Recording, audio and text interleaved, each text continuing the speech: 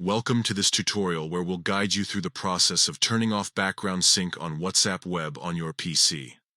This feature can be useful for keeping your messages up to date, but it might also consume data and battery life unnecessarily.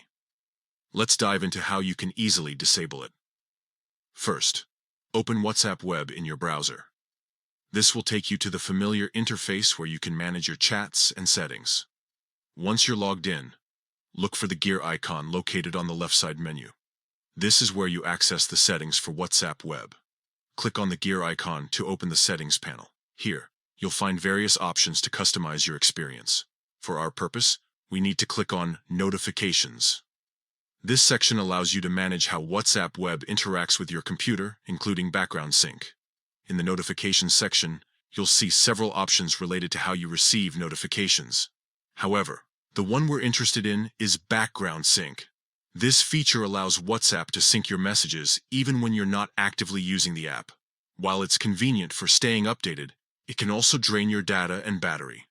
To disable background sync, simply uncheck the box next to it.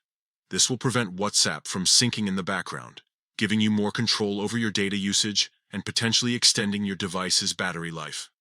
By following these simple steps, you can easily manage how WhatsApp web operates on your PC. This is especially useful if you're concerned about data consumption or prefer to have more control over when your messages are synced. Remember, disabling background sync means you'll need to manually refresh WhatsApp web to see new messages. However, this can be a small price to pay for the benefits it offers in terms of data and battery conservation. Thanks for watching, and we hope this tutorial has been helpful in customizing your WhatsApp web experience to suit your needs. If you have any more questions or need further assistance, feel free to ask in the comments below.